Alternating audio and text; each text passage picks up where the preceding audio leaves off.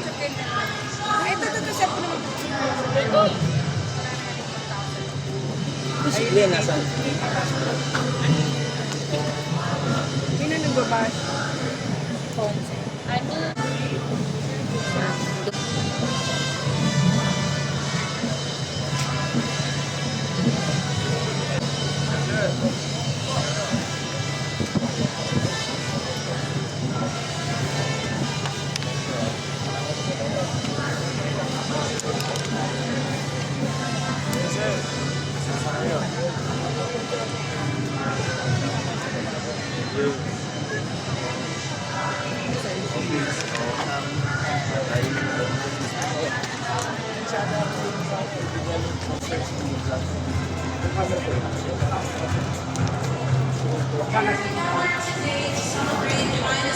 Anniversary of the Bureau of Plant Industry that is begun by grounding ourselves in prayer, recognizing our shared values of faith, respect, and service.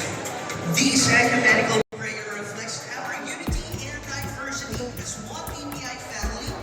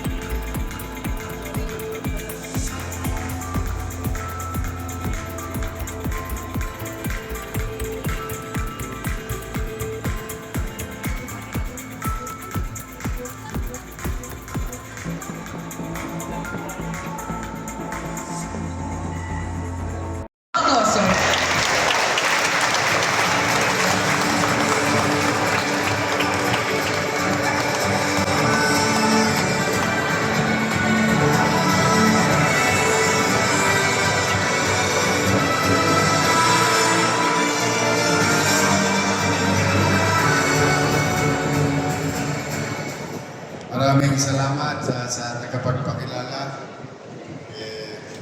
sa inyo pong lahat na naparito at ang iba pa pala sa inyo galing pa sa iba't ibang dako ng bansa.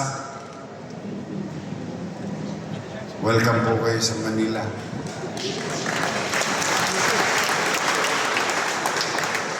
I hope you will stay longer, find time, 2 to 3 days. Welcome po ang pera ninyo sa Maynila. Kasi marami po kaming pasyala. At salin na kakayanan ng pamahalaan nasyonal at lokal upang pag-ibayuhin yung aming mga makasaysayang bahagi ng lungsod. At maging maaliwalas ito pang kaigaya-gaya sa mga dadako sa amin. Total, todits naman na kayo. Diinan nyo na ng konti. Pag gusto ninyo, hotel, 5-star, dito sa Wakali, Ross Boulevard, medyo nagtitipid-tipid kayo ng konti. Dito lang sa likod ng BPI. Maraming mga Indian. Huwag lang yan dito sa kanto ng Quirino Adriatico. Hindi, pero pwede na rin naman ngayon. Wholesome na rin. Mura lang, 3 hours. Ngayon, kung gusto niyo kumain, Papa-Koreana, Hapon, lahat ng uri ng pagkain medyo maayos ang upuan ay dito sa Malate. Marami kayong makakainan. Pagka gusto niyo naman, Mura na, marami pa. Matibay-tibay kayo. Marami kami rito sinusuportahan for the first time that where the government, your city government, regulated and created, alam niyo po, what is CSI? Results matter. You cannot lie with numbers.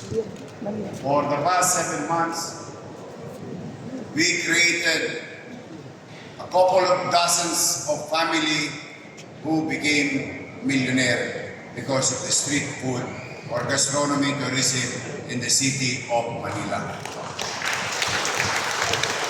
Kung meron ng mga taga-Sampaloc dito, yun, magpapatunay yun.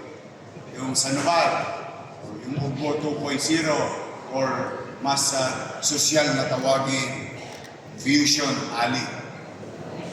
Talaga ang fusion. Magkaka-fusion ng tiyan niya doon. So, I'm really proud of them.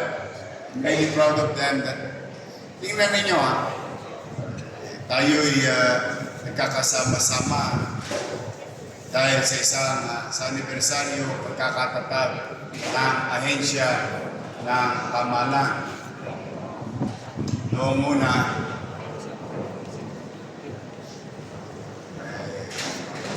BPI. Sabi ko, ang alam lang yata ng Pilipino, Bank of Philippine Islands. But today, we are gathering here to recognize the establishment of the institution. But going back to that concept, kapag ang pamahalaan ay epektibo, ay talagang pakikinabangan ng pamamayan. Kaya pagka gusto nyo sakali, gusto nyo ng gulay, balita ko, most of you here are producing agricultural product. You know, in Manila, we don't produce anything, but we distribute everything.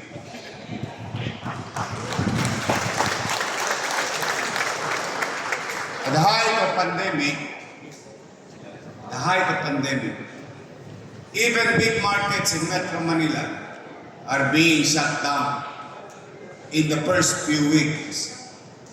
Your city government begged to disagree under my watch. No.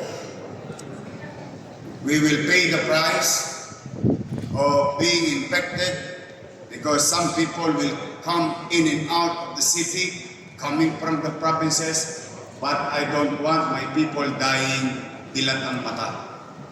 Pag walang makakain, kahit anong dami ng pera mo, ay naku, mas mahapdi ang mamatay ng nakadilat ang mata dahil kumakalam ang bituka.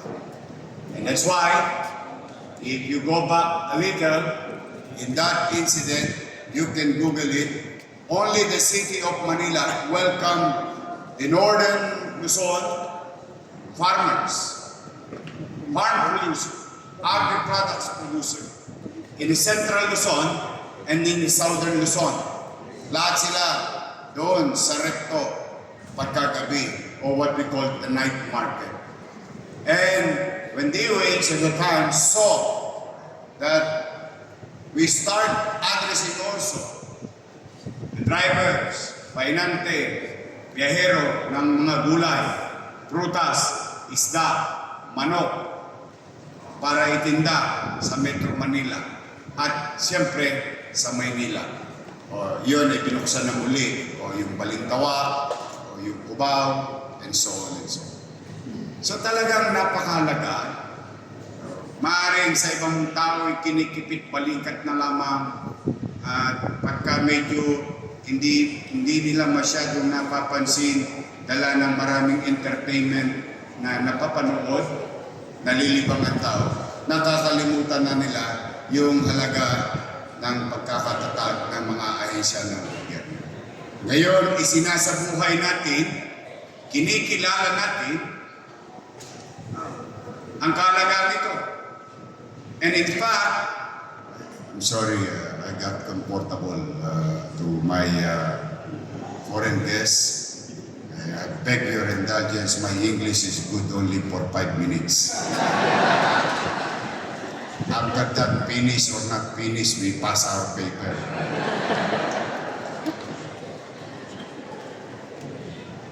Kaya bagay na ang mga susunod na henerasyon ay patuloy na ipaalala sa kanila the value and particularly ang Bureau of Plants and Industry. Ang luntilan at pagkain, paggamit ng siyensya, skills, resources na naman chinichicha natin sa buong Pilipinas. Sa inyo nagmula. Kaya bagay na ipagpapasalamat dapat ng bawat Pilipino, ang bawat empleyado ng BPI sa buong Pilipinas. Their dedication to excellence and continued belief that food insecurity, food production is a must. As we speak, children are being born. It will occupy space. As human beings, population or patuloy na paglago ng tao sa mundo, ito ay uukupa ng espasyo. At ang espasyo yung patuloy na liliit. At pagliit ng espasyo, siya namang paliit ng paliit ang mga lupain na maaaring magamit ng mga susunod na henerasyon para mag-produce ng pagkain. Kaya through BPI and some attached agency also, the scientists behind it, the specialists behind it, the dedication of each and every one of you, you may save the future. You may save and be practical with utilizing space in the future. Kaya ako'y natutuwa, excited po ako sapagkat ngayon ang BPI, hindi ko na lang kapitbahay, magiging partner na ng City of Manila.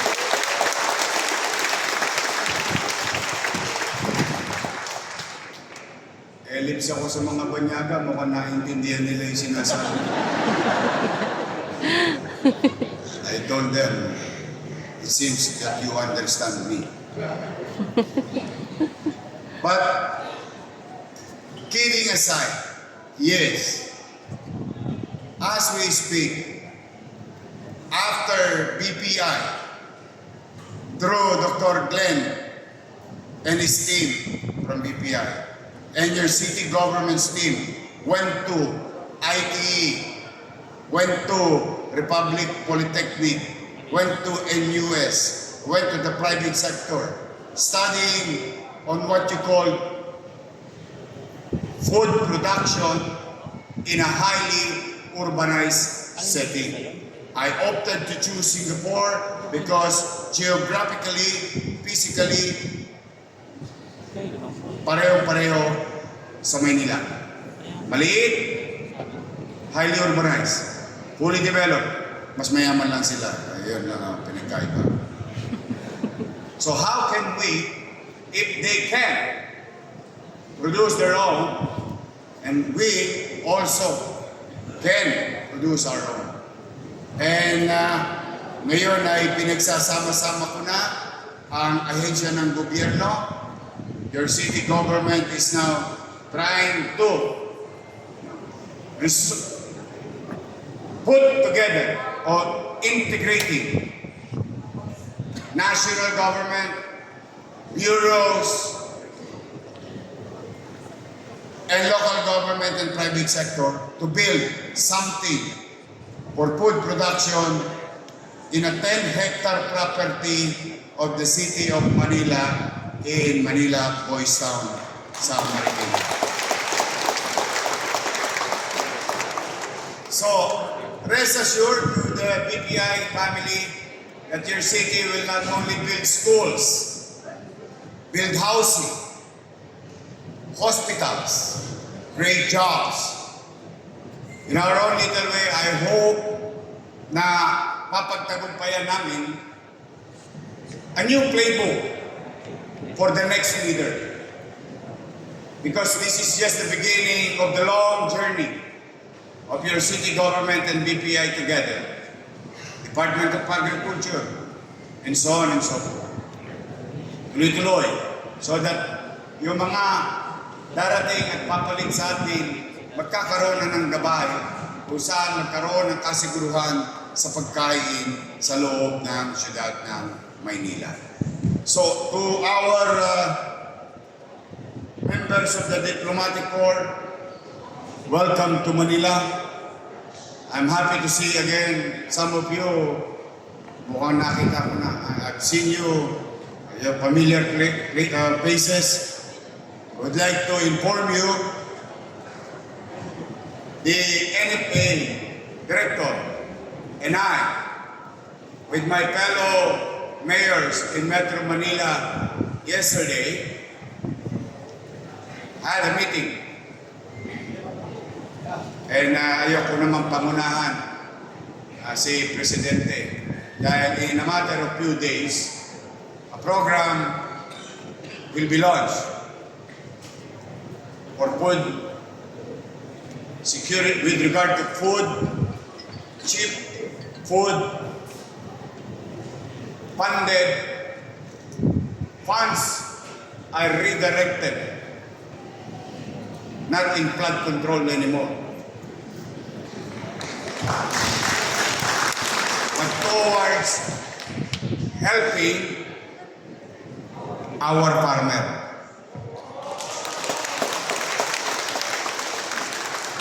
Kaya ang payo ko sa inyo, pag-uwi ninyo, itanim nyo na yung palay nyo. Kasi we were very specific yung program. Tuwan-tuwa po ang NFA, sigurado. Tuwan-tuwa po. Kaya ko na sila mag-announce. Pero pinatikim ko na kayo ng darating na magandang balita. And this time around, idadaan na sa lokal na pamahalaan. Why? Ano bang pinagkaiba nung nasa nasyonal at nasa lokal? Pag kami nag-ghost project, sisingilin kami ng kapitbahay namin. Eh, siyempre, taga Los Baños, Sinocom, wala siyang ginawang project. Ano sisingil sa kanya? Sunod na eleksyon, tagpas ang leg niya. Tama ba? But with those people in high places, because they don't have a direct mandate, they don't have constituency, kaya kahit na waldasin nila, walang kapararakan na paggasta ng pera ng bayan, keberbaridad, sabi nga nila. But we, as local government unit, pumalpak lang kami konti, may pananagutan kagad kami sa mamamayan. And we're very happy and grateful that the President, Executive Secretary Ralph Recto, Secretary DILG, Secretary Remulla, came up with a program. And it's really beneficial to our people. At ang maganda rito, hindi lang ito pang mahirap ha, pang Pilipino ito. Wala nang kikilingan na sektor. Magmumura yung pagkain, pangunahing pagkain, required kunin yung produkto ng tinanim ng mga magsasaka natin.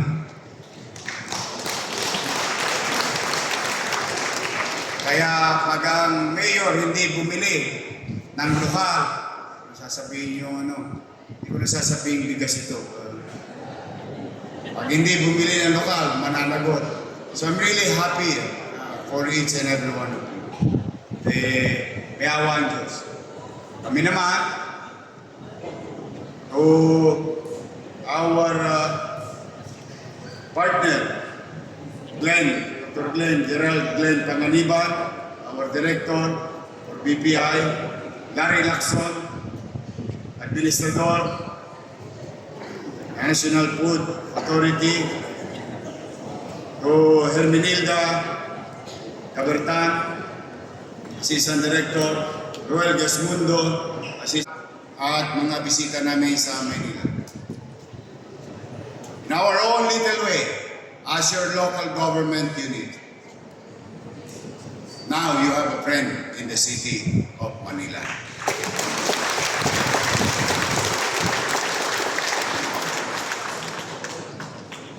Pero seryoso kung gumastos kayo sa Manila.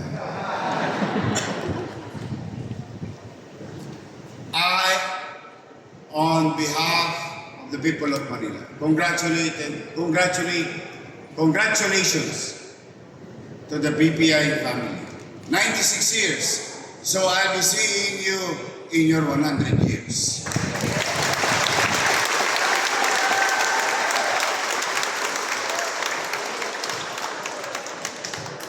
And by the time, I am excited and hopeful, by the time, may produkto na 4 years from time ang lungsod ng Maynila. Through your help, BPI.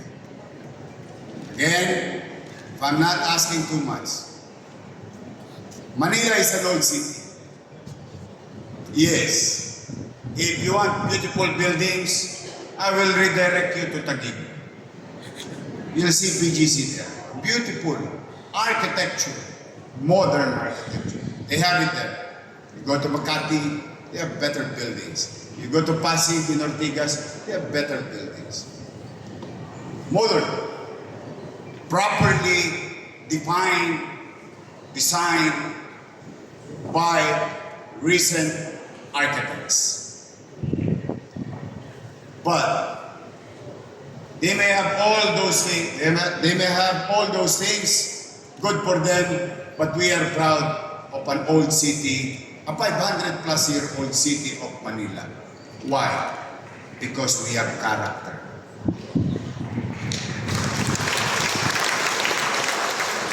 The soul of the country.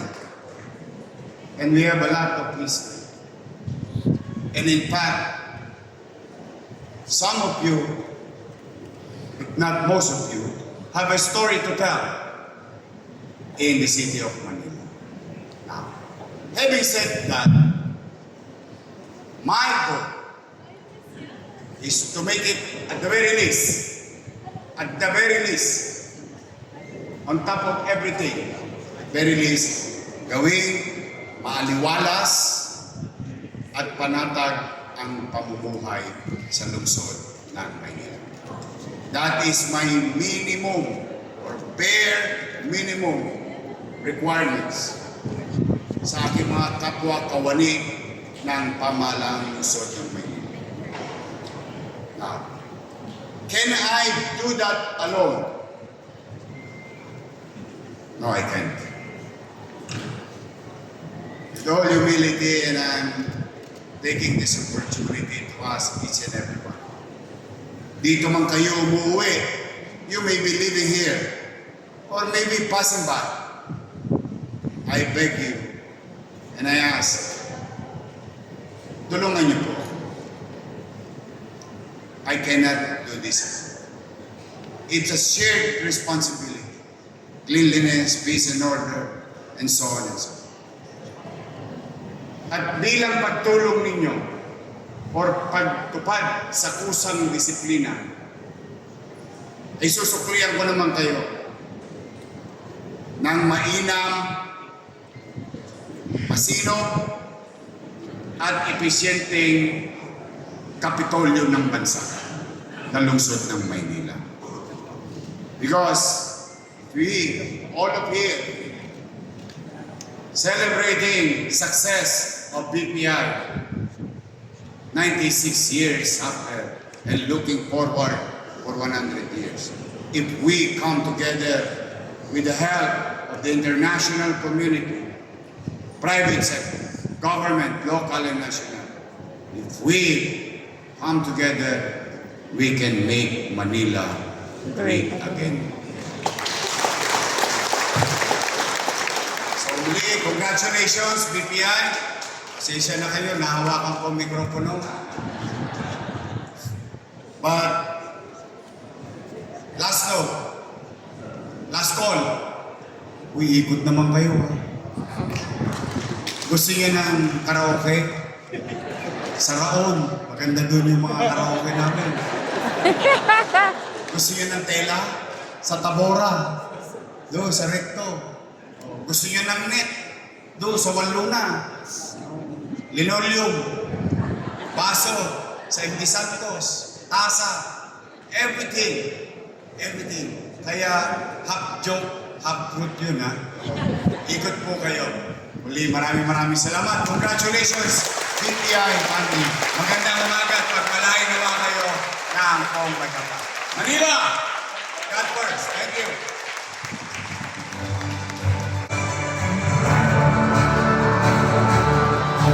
Thank you so much, Mayor Isko. Again, let's give him a big round of applause. Your commission equipped with a reliable login system and designed to accommodate more people and more possibilities. The hall now offers itself a wider range of activities, from incidents assemblies, trainings, and even sports and educational events. More than a venue, this hall is a space where ideas are exchanged, partnerships are strengthened, and the BPI family comes together. From the past that shaped us to a space renewed for the future. Welcome to the newly renovated BPI Multipurpose Hall.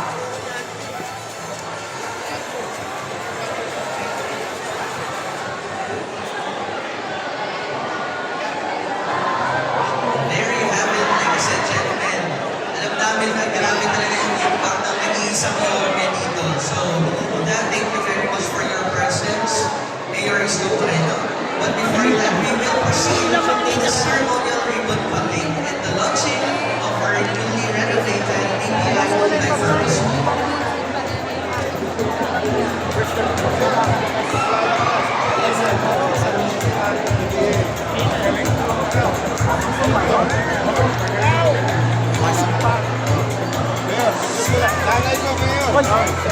Maganda mo ba? Picture daw mo kayo. Mabait yung anak nyo. Behave sa abroad.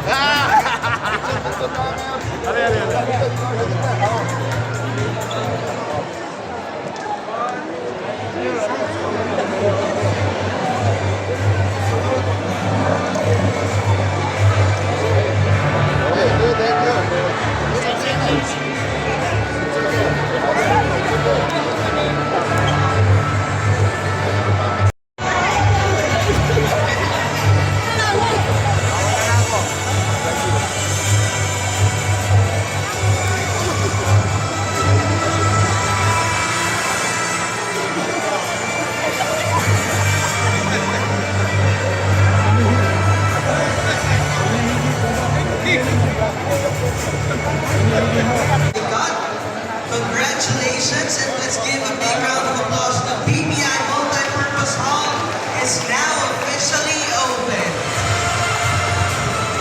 As part of our 96th anniversary celebration, we proudly inaugurate the BPI Multipurpose Hall, a symbol of the Bureau of Finance Industry's continuing commitment to collaboration, innovation, and service excellence.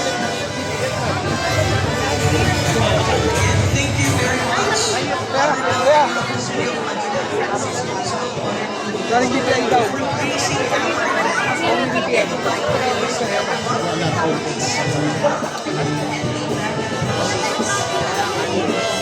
Ito kami sa ano lang yung email sa kabilang mayor, no?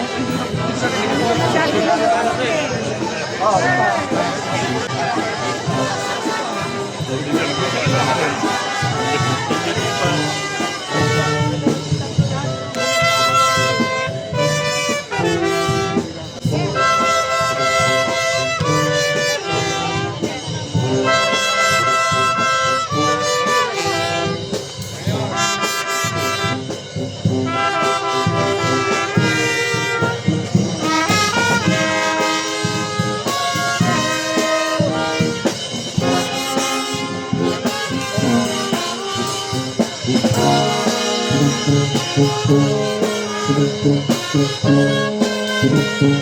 Yeah.